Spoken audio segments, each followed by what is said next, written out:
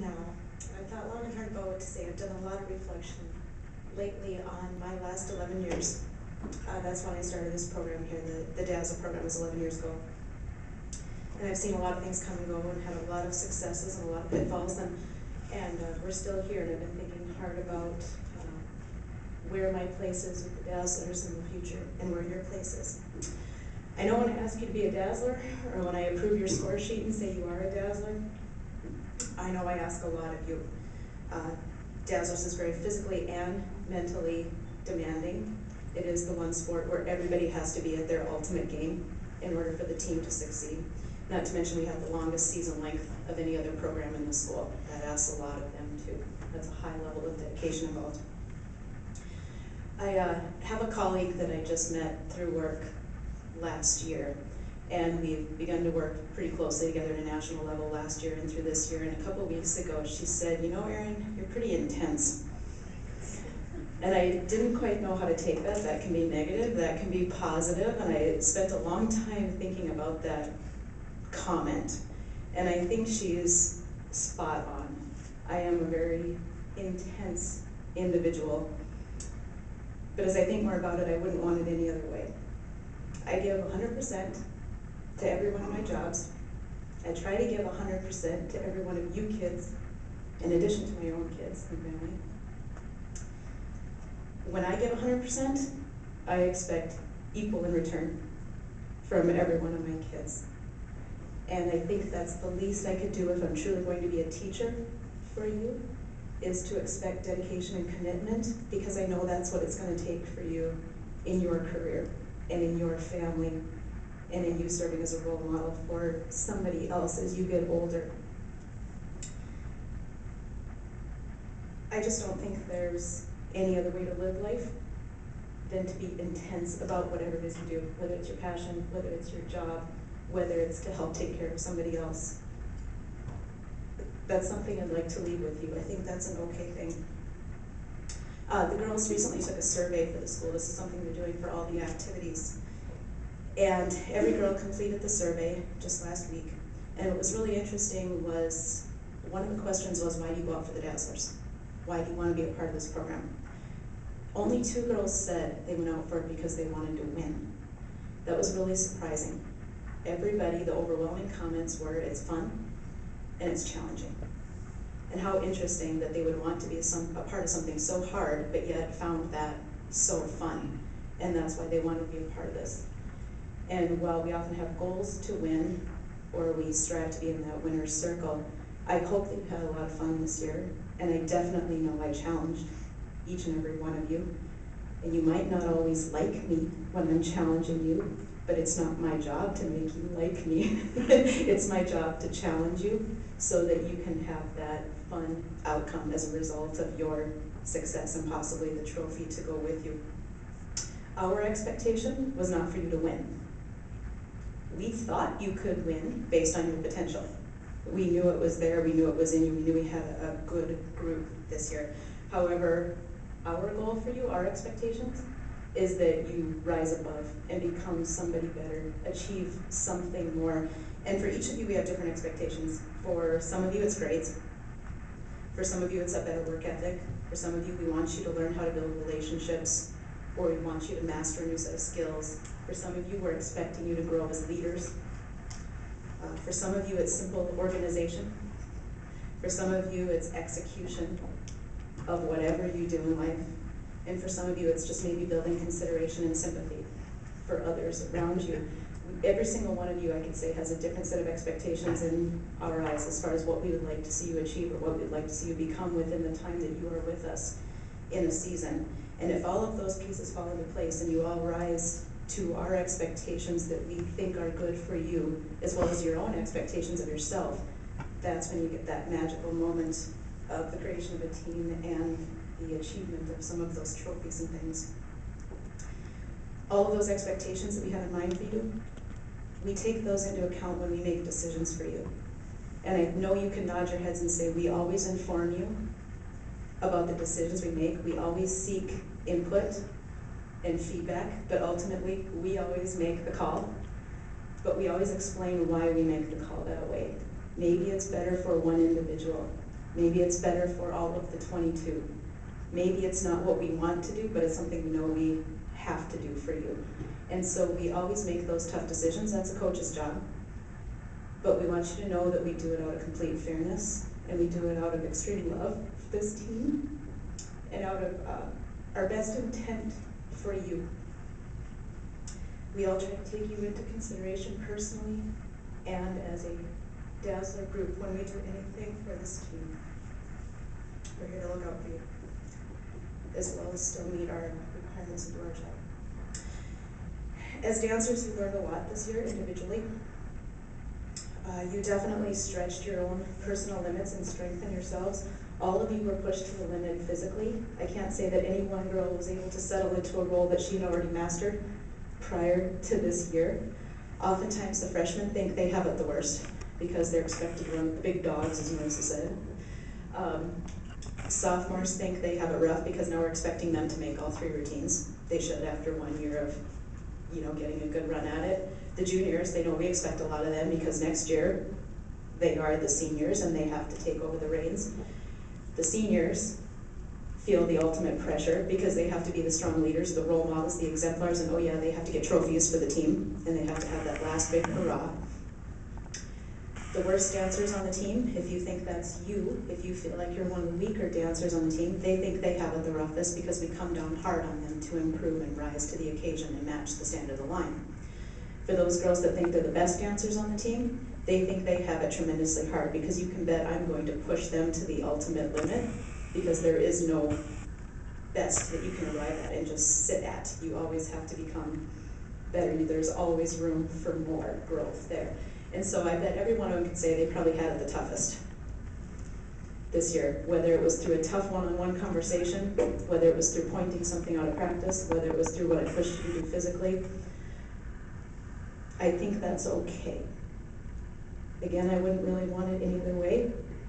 I don't feel I need to apologize for any of that because I'm looking out for the whole you, not just the dancer you that I'm supposed to care about from this month to this month. Okay.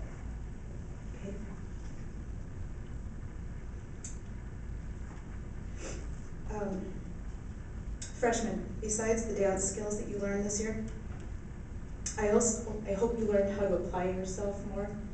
You had a new level of dedication that you've never had before and a new level of expectations with schoolwork, mastering the busy schedule, the stress of being one of the little runts in high school, and the stress of being first-time Dazzler. That's a lot to manage. And I hope you learned how to apply yourself at such a serious level, and I really hope you found a role model this year to model yourself after, whether it was a sophomore, junior, senior, or a coach. I hope you found somebody that you can look up to and strive to become and be a better person because of knowing that one. Sophomores, I hope you have learned to be a little kinder and more considerate of those people underneath you, those freshmen, because you were just there not so long ago, and many of you sophomores have shared, hey guys, this was me last year, trust me, it gets better, or I'm so glad that happened because now I, blank, whatever it may be. So sophomores, I think you built up your empathy this year as far as what you learned. Juniors, I hope you learned the confidence to lead. Next year, you've been a quiet 2. They started with 5, I think it was 4 or 5. It's dwindled down to Hannah and Rachel, and you've got some big shoes to fill, a very powerful 7 leading ahead of you. So I hope you found that confidence in yourselves.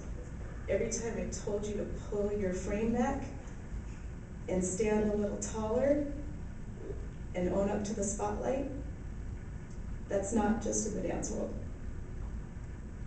You need to carry yourself taller and own that attention that you 2 are getting all throughout life. I wouldn't put you in that spotlight if you didn't deserve it.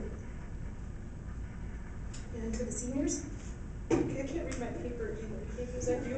I can't read a word. Seniors, I hope you learned to think beyond high school and just the sport of dance in this season. And I hope you have started to learn to mold yourself as the adult that you want to become. Not just thinking the senior dancer that you want to be or the trophy that you want to earn, but you really start to think about who do you want to be in life? What kind of a person do you want to be? High schoolers tend to focus on the immediate, present, and on themselves. The world revolves around the high school girl. We see that, but for us, we're looking beyond now, and we're really thinking ahead. And some of you touched on it when you mentioned life skills. At the start of the year, we started notebooks. And it was 141 days to state competition. Now that's a lot of days to state competition, but yet it flew by just like this. And we did really great with the notebooks up until about Christmas break, and then we kind of got sidetracked with other things. But each day in that notebook, we would write down a saying or a lesson relevant to the daily dance issue that we were having, or a need we were having on the team. And everybody put it in their notebook every day and was to reflect back on it and use that as a motivational tool and a reminder of their homework and other tasks that they needed to work on in order to achieve their team goals. These sound very much like little dance ditties, cute little quotes for a notebook, but they're actually very strong life lessons. Some of you have some on your tables. These were ripped out from the notebooks that we have. Would you shout a few of those out if you have one on your table? Be prepared in every way. Eat healthy. Do something today to prepare for practice tomorrow. Be accountable to your teammates. Big things happen, other people will follow. Say that again. Big things happen, other people will follow. Show up physically and mentally.